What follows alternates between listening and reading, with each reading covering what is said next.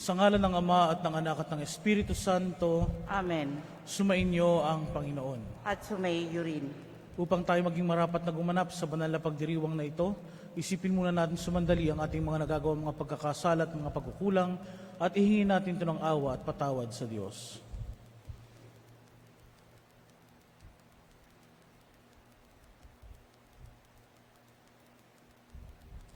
Sinugong tagapagpagaling sa mga nagsisisi, Panginoon, kaawaan mo kami. Panginoon, kaawaan mo kami. Dumating na tagapaganyayang mga makasalanay magsisi, Kristo, kaawaan mo kami. Kristo, kaawaan mo kami. Nakaluklok ka sa kanan ng Diyos Ama para ipamagitan kami, Panginoon, kaawaan mo kami. Panginoon, kaawaan mo kami. Kaawaan tayo na makapangyarihang Diyos, patawarin tayo sa ating mga kasalanan at patnubayan tayo sa buhay na walang hanggan. Amen. Manalangin tayo.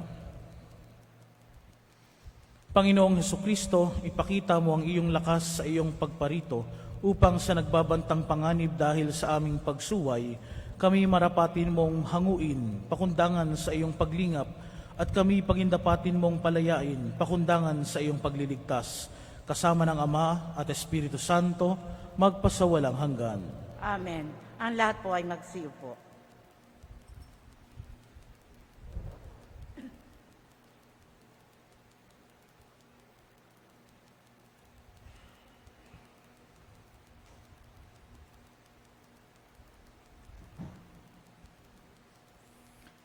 Pagbasa mula sa aklat ni Propeta Isaías. Ito ang sinasabi ng Panginoon. Hindi magluluwat, ang kagubatan ay magiging bukirin, at ang bukirin ay magiging kagubatan. Sa panahong iyon, maririnig ng bingi ang pagbasa sa isang aklat at makakakita ang mga bulag. Ang mababang loob ay muling liligaya sa piling ng Panginoon at pupurihin ng mga dukha ang banal ng Israel, sapagkat ang malupit at apang upasala ay mawawala na. Gayun din ang lahat na mahilig sa kasamaan. Dilipulin ng Panginoon ang lahat ng naninirang puri, mga sinungaling na saksi at nagkakait ng katarungan sa mga matuwid. Ito ang sinasabi ng Panginoon, ang Diyos na tumubos kay Abraham tungkol sa sambahayan ni Jacob. Mula ngayon, ang bayang ito ay wala nang dapat ikahiya o ikatakot man. Kung makita na kanyang mga anak ang aking mga ginawa, iingatan nilang banal ang aking pangalan. Igagalang nila ang itinatanging banal ni Jacob at dadakilain ang Diyos ng Israel. Ang mga nalilihis sa katotohanan ay magtatamo ng kaunawaan. Ang mga matigas ang ulo ay tatanggap na ng pangaral. Ang salita ng Diyos. Salamat sa Diyos.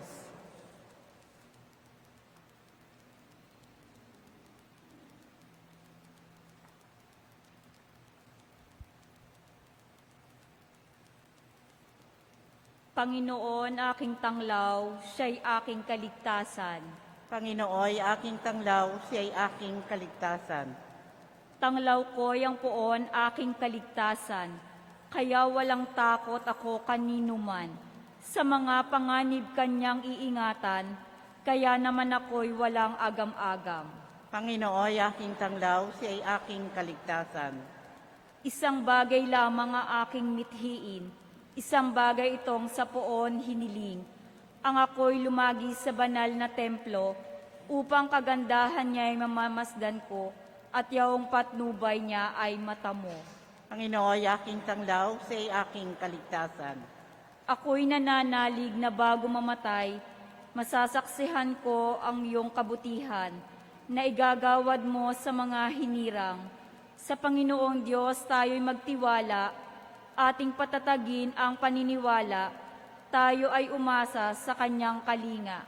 Panginoon ay aking tanglaw, siya ay aking kaligtasan.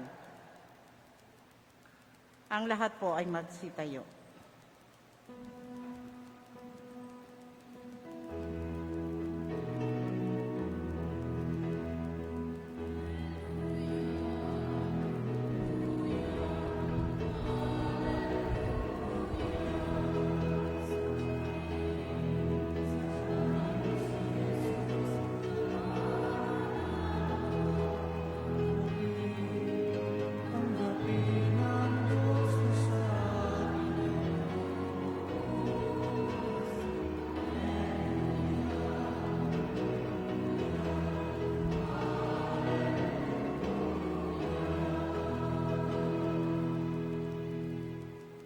Sumainyo ang Panginoon. At sumayo rin.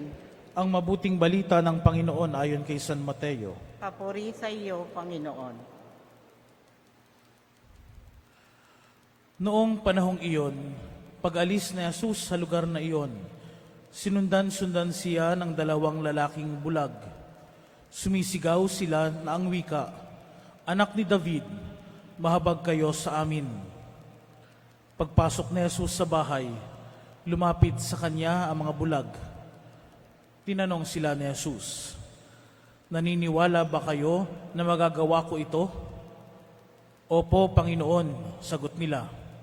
At hinipo niya ang kanilang mga mata at sinabi, "Mangyari sa inyo ang ayon sa inyong paniniwala." At nakakita sila. Mahigpit na ipinagbilin sa kanila ni Jesus na huwag sasabihin ito kanino man. Ngunit nang sila'y makaalis, ibinalita nila sa buong lupaing yaon ang ginawa sa kanila ni Jesus. Mga minamahal na mga kapatid, ang mabuting balita ng Panginoon. Pinupuri ka namin, Panginoong Heso Kristo. Ang lahat po ay magsiupo. Sa ating ebanghelyo ngayong araw na ito, pinapakita kung paano binigyan ng liwanag ni Jesus ang mga bulag na humihingi sa Kanya ng kagalingan. At dahil sa kanilang pananampalataya, dahil sa kanilang paniniwala sa ating Panginoong Hesus, nabuksan ang kanilang mga mata. At hindi lang basta nakita nilang liwanag, kundi nagpatotoo sila sa liwanag na kumalat sa buong lupain kung saan nagpagaling ang ating Panginoong Hesus. Mga minamahal na mga kapatid, ang liwanag ay nagpapakita sa atin ng daan ng ating makikita sa kung ano ang nasa paligid natin. Tulad ng flashlight, pagka madilim, kapag brown out, ginagamit natin para makita natin ang paligid. Pero pag ang liwanag, ang ilaw, itinutok natin sa ating mga mata, wala tayong nakikita. Ano po? Nabubulag lalo tayo. Kaya nga, ang lahat ng bagay sa mundong ito, ang lahat ng meron tayo, kapag nakafocus lamang sa ating sarili, nabubulag tayo.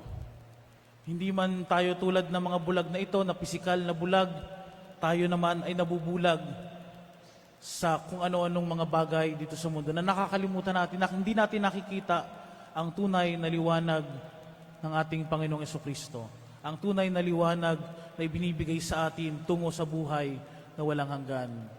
Kaya nga, kapag lahat ay nakafocus sa ating sarili, lahat nakatutok sa ating mga mata, bulag na bulag tayo sa silaw, sa liwanag na ipinapakita sa atin ng mundo, na pinapakita sa atin ang sarili nating lakas. If we are being too proud, nagiging puno tayo. Kaya nga yung puso natin ay hindi nakikita, yung mata natin hindi nakikita ang pangangailangan ng ating kapwa. Minsan hindi nakikita ang mga biyaya ng Diyos sa araw-araw. Nabubulag tayo. Kaya nga, hayaan natin na hindi nakatutok sa ating mga mata, na hindi nakatutok sa ating sarili lamang ang lahat ng bagay sa mundong ito, kundi nakatutok doon sa ating pag-ibig sa Diyos, sa kapwa, upang makita natin yung daan na dapat tahakin. Si Jesus, nawa ay maging tanglaw natin sa ating buhay. Patuloyin natin si Jesus sa ating mga puso, at ang puso natin ay maging katulad ng sa ating Panginoong Jesucristo. Unang Biyernes na naman ng buwan, patuloy tayong inaanyayahan ng Diyos upang magliwanag ang ating paningin, makita natin ang tunay at ang marapat kung ano ang mabuti, upang sa ganun ang puso natin ay makatulad sa puso ng ating Panginoong Jesucristo na habag, tumutulong, nakikita ang pangangailangan ng ating kapwa. At nawa ang liwanag ni Kristo ay patuloy na mag-akay sa atin, patuloy na magpakita sa atin, hindi lang ng mga magagandang bagay na ipinapakita sa atin ng Diyos sa buhay na ito, kundi makita natin yung kahandaan na dapat nating gawin upang tayo maging marapat, lalo na sa pagsapit ng Pasko, ng pagsilang ng ating Panginoon, at sa pagdating niya sa kanyang paghahari sa buhay na walang hanggan.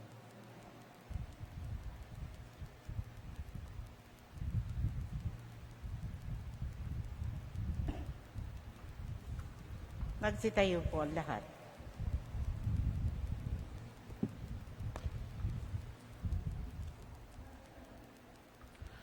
Hilingin natin sa Diyos Ama na buksan ang ating mga mata upang makita natin ang kanyang daan at makasunod tayo ng buong puso sa kanya. Kaya't sa bawat panalangin ng ating itutugon, Panginoon, pagkalooban mo kami ng liwanag. Panginoon, pagkalooban mo kami ng liwanag. Ang simbahan naway maging isang kapanipaniwalang saksi ng Ebanghelyo at maging matatag na gabay ng kapayapaan at pagkakaisa. Manalangin tayo sa Panginoon. Panginoon, pagkalooban mo kami ng liwanag. Ang mga nanunungkulan sa pamahalaan, naway maging mga lalaki at babae, may prinsipyo at dangal, manalangin tayo sa Panginoon. Panginoon, pagkalooban mo kami ng liwanag. Tulad ng dalawang lalaking bulag, naway magkaroon tayo ng matatag na paniniwala kay Jesus at sumunod sa Kanya sa daan ng buhay. Manalangin tayo sa Panginoon. Panginoon, pagkalooban mo kami ng liwanag. Ang mga pinanlalabuan ng paningin, naway makapagtiis sa kanilang paghihirap at makatagpo ng lunas. Manalangin tayo sa Panginoon. Panginoon, pagkalooban mo kami ng liwanag. Ang mga namayapa nating kamag-anak at kaibigan, naway pagkalooban ng liwanag na walang katapusan at walang hanggang kapahingahan. Manalangin tayo sa Panginoon. Panginoon, pagkalooban mo kami ng liwanag.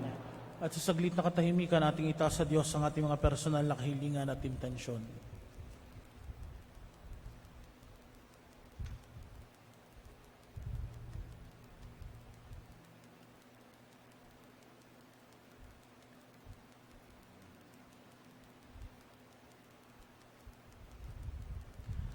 Ama naming nasa langit, puspusin mo kami ng iyong pag-ibig at iwaksi mo ang kadiliman sa aming buhay upang makapagsikap kami sa ningning ng liwanag ni Kristo na iyong anak na nabubuhay at naghaharing kasama mo ng Espiritu Santo magpasawalang hanggan. Amen. Ang lahat po ay magsiupo at tayo po'y dadako na sa pag-aalay. Yung pong may pang-alay na love offering, tumayo na po at tayo po'y mag-aalay na.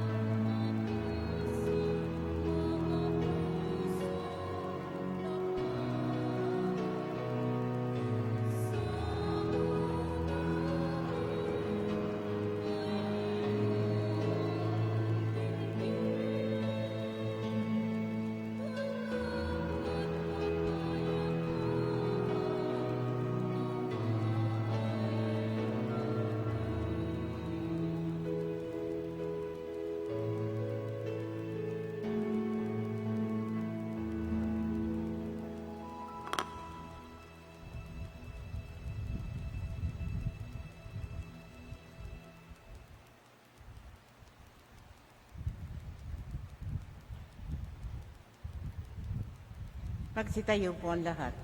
Manalangin kayo mga kapatid upang ang paghahain natin ay kalugdan ng Diyos amang makapangyarihan. Tanggapin nawa ng Panginoon itong paghahain sa iyong mga kamay, sa kapurihan niya at karangalan, sa ating kapakinabangan at sa buong sambayanan niyang banal.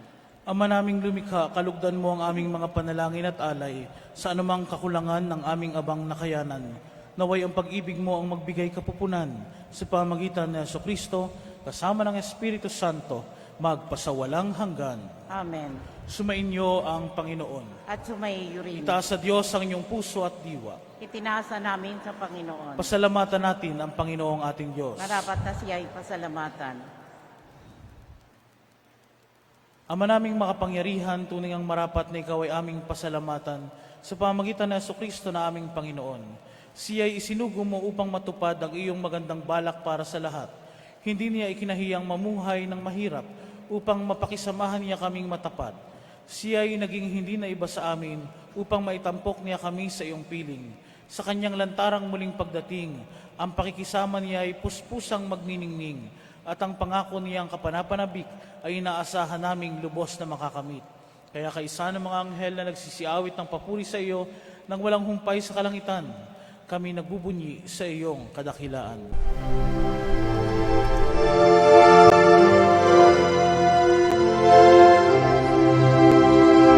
Santo, Santo, Santo, Panginoong Diyos makapangyarihan, napupuno ang langit at lupa ng kalwalhatian mo.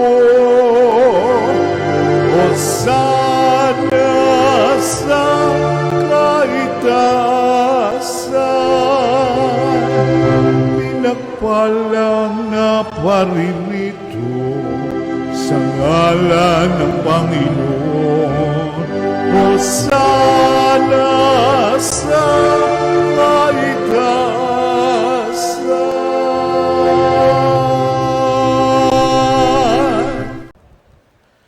Ama naming banal, ikaw ang bukal ng tanang kabanalan. Kaya't sa pamagitan ng iyong Espiritu, gawin mong banal ang mga kaloob na ito upang para sa aming maging katawan at dugo ng aming Panginoong Jesucristo.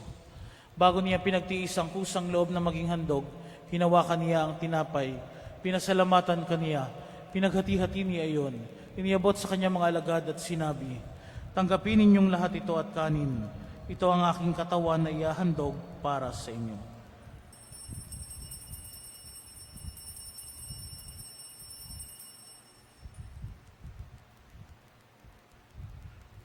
Gayon din nang matapos ang hapunan, hinawakan niya ang kalis, muli kanyang pinasalamatan. Iniabot niya ang kalis sa kanyang mga alagad at sinabi, "Tanggapin ninyong lahat ito at inumin. Ito ang kalis ng aking dugo, ng bago at walang hanggang tipan. Ang aking dugo na ibubuhos para sa inyo at para sa lahat sa kapagpapatawad ng mga kasalanan. Gawin ninyo ito sa pag-alala sa akin."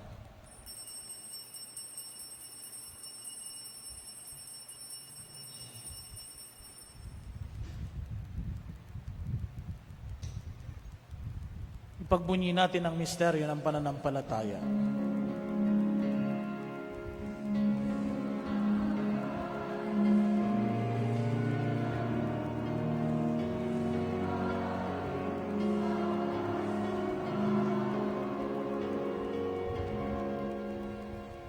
Ama, ginagawa namin ngayon ang pag-alala sa pagkamatay at muling pagkabuhay ng iyong anak. Kaya iniaalay namin sa iyo ang tinapay na nagbibigay buhay at ang kalis na nagkakalob ng kaligtasan. Kami nagpapasalamat dahil kami iyong minarapat na tumayo sa harap mo para maglingkod sa iyo. Sinasamo namin kaming magsasalo-salo sa katawan at dugo ni Kristo ay mabuklod sa pagkakaisa sa pamagitan ng Espiritu Santo. Ama, lingapin mo ang iyong simbahang laganap sa buong daigdig. Puspusin mo kami sa pag-ibig kay San Francisco na aming Papa at ni Melrey na aming Obispo at ng Tanang Kaparian. Lalahanin mo rin ang mga kapatid naming nahimlay nang may pag-asang sila'y muling mabubuhay gayon din ang lahat ng mga pumanaw. Kaawaan mo sila at patuloyin sa iyong kaliwanagan. Kaawaan mo at pagindapatin kaming lahat na makasalo sa iyong buhay na walang wakas. Kaysa ng mahal na Birheng Maria na Ina ng Diyos, kaysa ni San Jose na kanyang esposo, kaysa ng mga apostol, ni San Fernando ng aming patron at ng lahat ng mga banal na namuhay dito sa daigdig ng kalugod-lugod sa iyo. May pagdiwang nawa namin ang pagpupuri si kararangal mo sa pamagitan ng iyong anak na aming Panginoong Hesukristo. Sa pamagitan ni Kristo kasama niya at sa Kanya, ang lahat ng parangal at papuri ay sa iyo, Diyos amang makapangyarihan, kasama ng Espiritu Santo, magpasawalang hanggan.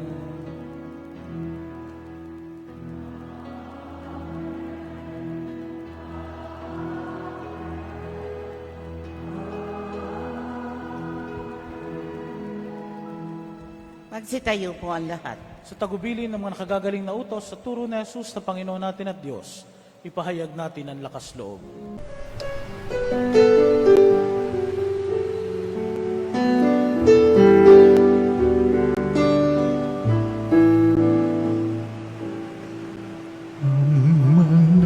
namin sumasalang ka, sambahin ang ngalan mo, mapasamin ang kaharian mo, sundin ang loob mo dito sa lupa para ng sa langit. Bigyan mo po kami ngayon ng aming kakanin sa araw-araw at patawarin mo kami sa aming mga sala para ng pagpapatawan namin sa nagkakasala sa amin. At huwag mo kaming ipagdulot sa tukso, at yadya mo kami sa lahat ng masama. Hihiling namin kami adya sa lahat ng masama, pagkalooban ng kapayapaan araw-araw, iligtas sa kasalanan at ilayo sa lahat ng kapahamakan. Samantalang aming pinananabikan ng dakilang araw ng pagpapahayag ng tagapagligtas naming si Jesucristo.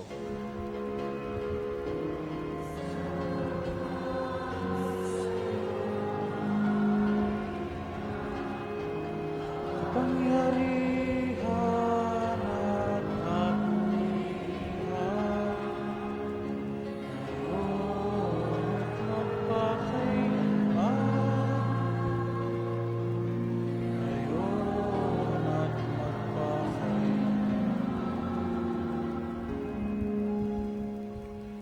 Panginoong Jesucristo, sinabi mo sa iyong mga apostol, kapayapaan ang iniiwan ko sa inyo, ang aking kapayapaan ang ibinibigay ko sa inyo. Tunghayan mo ang aming pananampalataya at huwag ang aming pagkakasala. Pagkalooban mo kami ng kapayapaan at pagkakaisa ayon sa iyong kalooban, kasama ng Espiritu Santo, magpasawalang hanggan. Amen. Ang kapayapaan ng Panginoon ay laging sumainyo. At sumaiyo rin. Magbigayan kayo ng kapayapaan sa isa't isa.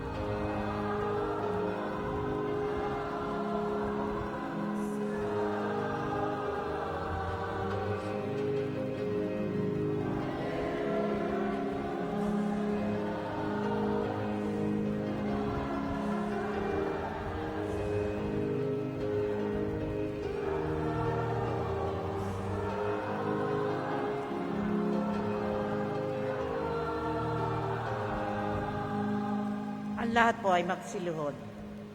Ito ang kordero ng Diyos. Ito ang nag-aalis ng mga kasalanan ng sanlibutan.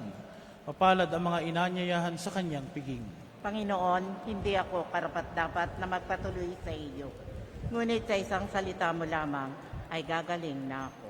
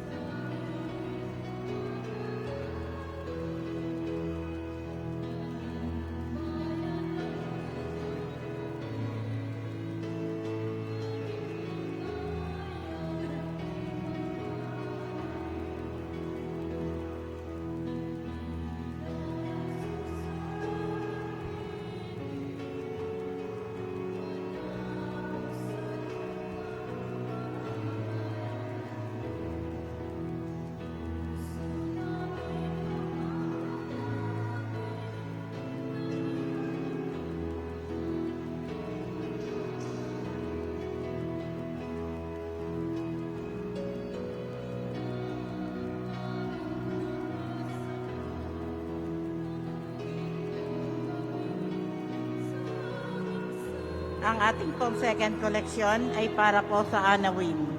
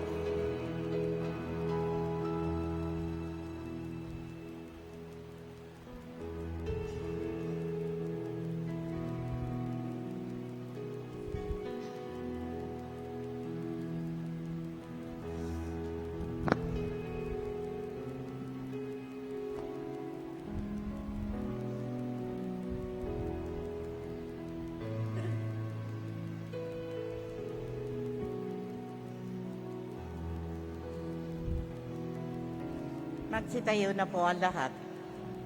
Manalangin tayo. Ama naming mapagmahal, kaming pinapakinabang mo sa iyong banal na salusalo, ay turuan mong kumilala sa layunin ng iyong mga nilikhang bagay na dapat naming gamitin upang kami ay sumapit sa iyong piling. Sa pamagitan ng Jesucristo kasama ng Espiritu Santo, magpasawalang hanggan. Amen. Maraming salamat po sa inyong lahat na nakiisa sa ating banal na pagdiriwang ng misa, gayon din ang mga nakiisa sa atin via online streaming. Sumainyo ang Panginoon. At sumayo rin. At pagpalain kayong lagi ng makapangyarihan at mapagmahal na Diyos, Ama, at Anak, at Espiritu Santo. Amen. Tapos na ang banal na misa, humayo kayong mapayapa. Salamat sa Diyos.